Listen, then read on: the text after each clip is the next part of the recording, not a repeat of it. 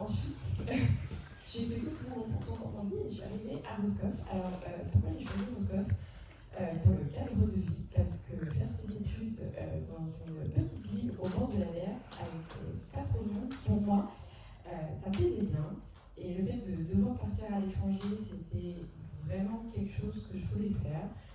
Et je savais pas non plus ce qui me plaisait. J'aimais les maths, j'aimais la bio.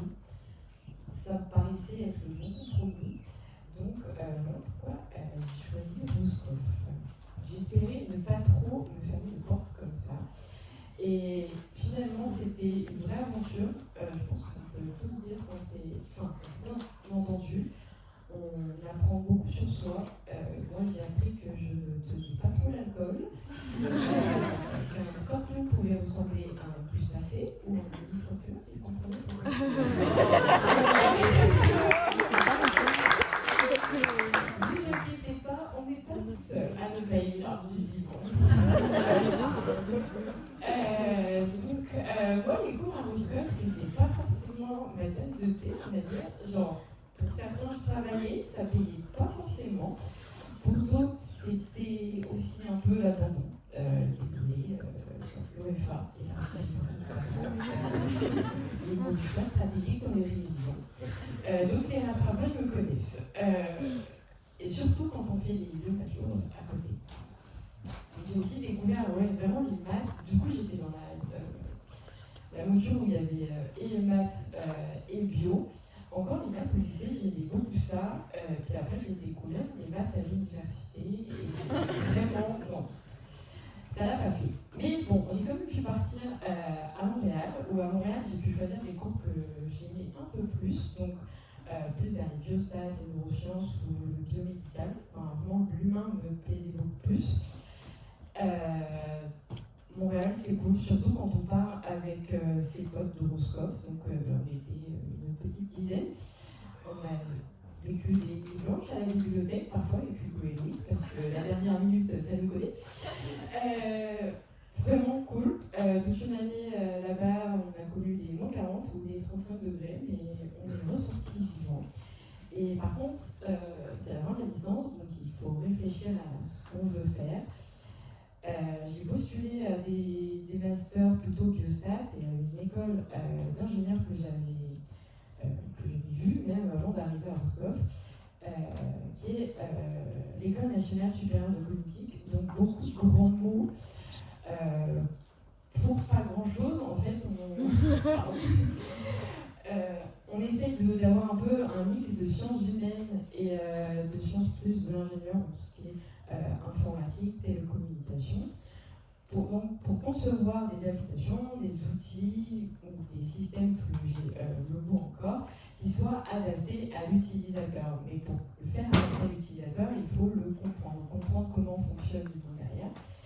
Et les enjeux derrière, dans beaucoup de secteurs, c'est avant tout la diminution de l'erreur humaine, parce que beaucoup de petites erreurs humaines peuvent amener à de grosses catastrophes. Et aussi, un deuxième enjeu, c'est le confort de l'utilisateur, quand on aime bien quand un site fonctionne correctement, par exemple. Donc, qu'est-ce que c'est comprendre l'utilisateur? C'est comprendre son contexte, est-ce qu'il travaille dans un endroit bruyant ou au contraire calme, de jour, de nuit, enfin plein de choses qui peuvent rentrer en compte et qui fait que l'utilisation d'un même produit, d'un même outil n'est pas du tout la même. Et c'est aussi différent selon les capacités de l'utilisateur. Donc, parce que dans la formation, on a aussi une branche qui est sur l'accessibilité, donc comment concevoir aussi des produits, des services, des outils que des personnes en situation de handicap pourraient utiliser facilement. Donc, c'est vraiment à large échelle. Si vous voulez, vous pouvez scanner le QR code et vous allez voir qu'avoir un site internet, par exemple, très très mal designé, c'est vraiment terrible. Et dans tous les cas, on arrivera, l'utilisateur fera ce qu'il a envie de faire, comme on peut le voir sur cette image. C'est une ville qui avait décidé sûrement de restreindre l'accès en mettant une barrière. Elle s'est dit, bon, les utilisateurs nous pousseront à côté et ça ira, sans penser par exemple aux poussettes ou aux roues. Mais on voit que dans la réalité, ça ne se passe pas trop comme prévu. Donc pour ça, il y a des méthodes qui sont mises en place pour concevoir des produits où vraiment justement on est toujours au plus proche de l'utilisateur. Donc on va essayer de le comprendre, d'aller voir auprès de son contexte, de comprendre comment ce qu'il a besoin, d'avoir un peu de l'empathie, de se mettre à sa place et de dire ok, là on lui a donné tel outil pour faire sa tâche, mais il n'y a rien qui fonctionne et il galère. Donc à partir de ça, on voit quels sont les problèmes, on va essayer de trouver des solutions, de se dire par exemple là, il galère, je sais que si je fais tel je me suis entendu pour ça, vous pouvez comprendre, je vais reprendre un peu.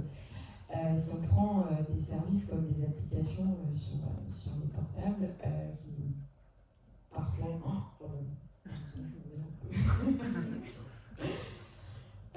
le tout, j'aime pas parler l'anglais. Le tout, c'est de concevoir des outils qui répondent aux besoins de l'utilisateur. Donc pour ça, il faut qu'on sache se mettre à sa place dans le moment les plus problématiques pour lui. Donc d'où le fait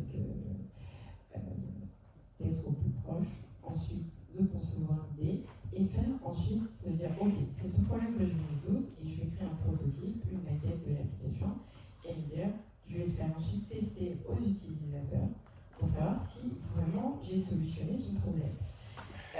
Avec ces tests, on va voir si on s'est planté ou pas. Donc, c'est un système d'itération pour arriver justement à un outil qui fonctionne et qui répond à l'utilisateur, aux besoins de l'utilisateur.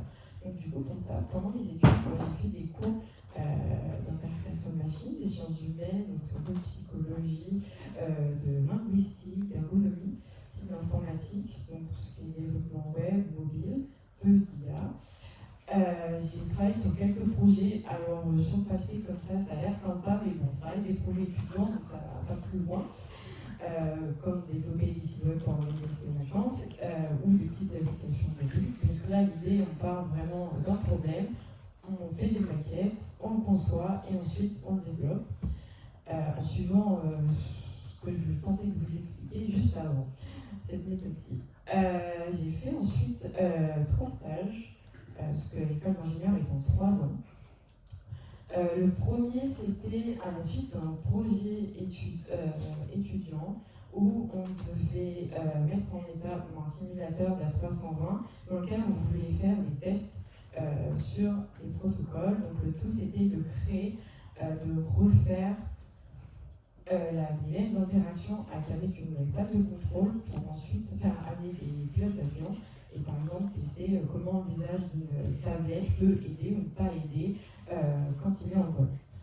Ensuite, on a fait un deuxième stage, il s'agit plutôt de la bibliographie parce que c'était pendant le Covid, donc on a passé dessus. Et le dernier stage, qui était mon stage de fin d'études, c'était pour concevoir des interfaces pour des outils utilisés dans les hôpitaux. Et du coup, je vais continuer dans ce sujet parce que c'est ce que je fais toujours. J'ai été à la suite de mon stage de fin d'études embauchée dans l'entreprise où j'étais. Donc l'entreprise s'appelle Dedalus. C'est le principal éditeur de logiciels pour la santé et les diagnostics, donc vraiment tous les outils qui sont utilisés dans les hôpitaux, que ce soit pour les modules cliniques, l'administratif ou du laboratoire. Principal éditeur européen, parce qu'il a racheté toutes les entreprises concurrentes, donc c'est pratique. Moi, je travaille sur Orbis, qui est un dossier patient informatisé. Donc, le gros client en France, c'est la PHP, c'est 39 hôpitaux publics de Paris, où il y a 10 millions de dossiers patients et 70 000 utilisateurs connectés en même temps. Donc, en plus d'un logiciel simple à utiliser, il doit être un peu robuste, parce que si ça plante, il n'y a plus d'hôpitaux qui fonctionnent. Donc moi, dans tout ça, je suis ce qu'on appelle Product Owner ou PO. Donc je suis un peu chef de produit, mais je ne suis pas toute seule derrière quand même, parce que je travaille avec une équipe de développeurs, d'architectes, de testeurs, et aussi du UX designer. Donc eux, ils vont m'aider dans la conception des interfaces. Et l'interface que vous voyez en petit, c'est ce sur quoi je travaille.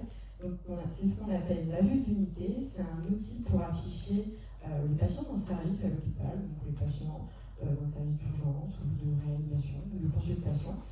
Et donc, c'est un outil qui doit être assez générique, mais il doit quand même répondre aux besoins de tout le monde. Donc, l'infirmière qui travaille aux urgences ou, par exemple, le médecin réanimateur.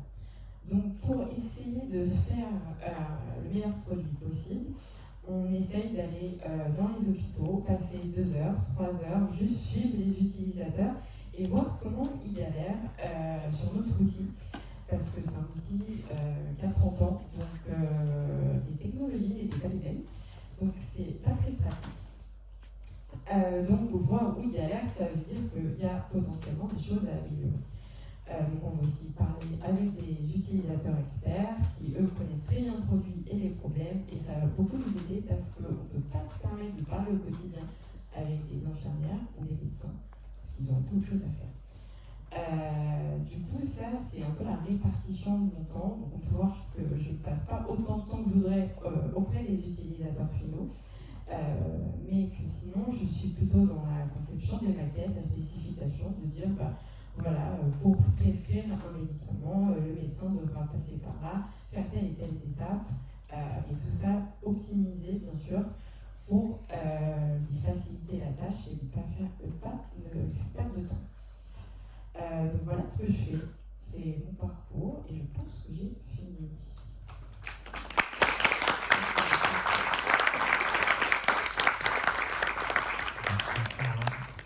Je vais faire passer du coup. Question, s'il vous plaît. Si vous voulez pas.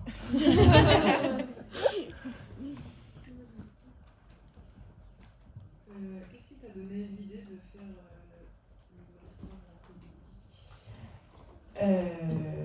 Alors, quand j'étais au lycée, j'avais repéré l'école, vraiment je cherchais ce qu'il y avait, et j'aimais vraiment bien, et j'aimais beaucoup le fait, tu règles des soucis par des petits outils ou des petits trucs comme ça, et tout en ayant une connaissance humaine, et moi l'humain c'était, comprendre comment ça fonctionne, c'est ce que je préférais. Peut-être pas à l'échelle qu'on peut voir dans nos cours ici en bio, et c'était passé peut-être à un niveau au-dessus. Donc c'est comme ça que j'ai trouvé l'école et que je me suis dit que je voulais faire ça.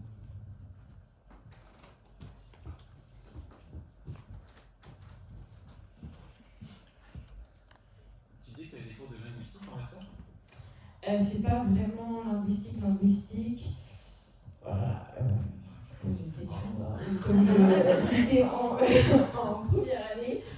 C'est par exemple, déjà utiliser les bons mots pour décrire des bonnes choses, tu vois, tout cet aspect-là, comment les mots peuvent être compris de différentes manières, et comment aussi derrière tu peux concevoir des outils vraiment.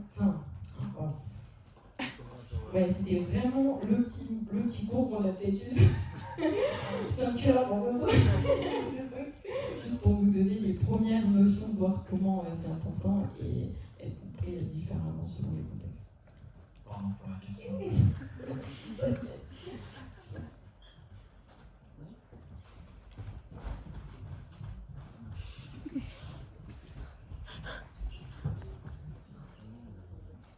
Moi j'aimerais revenir sur ton stage et ton métier actuel. Ouais. Est-ce que c'est uniquement basé sur l'interface liée à l'utilisateur ou tu peux apporter des réponses au niveau par exemple sécurité? Parce que je sais qu'aujourd'hui, de nos jours, les hôpitaux, c'est devenu un outil. Et est-ce qu'il y a des réponses à ça ou c'est uniquement lié Moi personnellement je vais pas directement lier dans ces tâches-là. Il va y avoir des équipes plus expertes que moi pour justement répondre, parce que souvent les problématiques que tu cites, c'est très technique par rapport aux technologies utilisées derrière, l'infrastructure, et c'est pas du tout mon corps de métier. Je suis vraiment dans le fonctionnel, donc pour ma part un peu moins.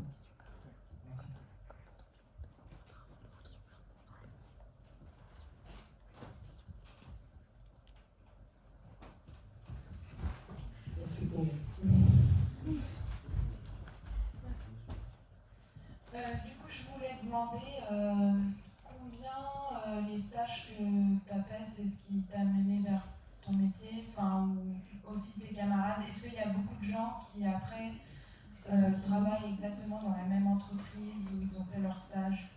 Alors en école d'ingé, un petit peu, quand c'est assez souvent que ça se passe comme ça, ou si ça se passe bien, il y a un poste qui est libre, parce que ça dépend aussi de ça. Je pense que c'est assez courant. Après, moi, mes stages, les 2 premiers, c'était plutôt avec des labos rattachés à l'école, donc pas trop ce que je fais aujourd'hui. Il y en a dans l'école après qui continuent, c'est assez varié aussi, il y en a qui continuent en thèse. Par exemple, j'ai un ami, c'est l'acceptation des voitures autonomes. Donc lui, c'est plutôt automatique et psychologie. C'est une thèse qui s'illustre, et il y en a, c'est vraiment thèse dans des labos de recherche, donc ça varie beaucoup. Tous ne sont pas en entreprise non plus, donc, et dans tout secteur. Donc ce qu'on fait peut s'appliquer à pas mal de choses aussi. Je sais pas si ça répond à ta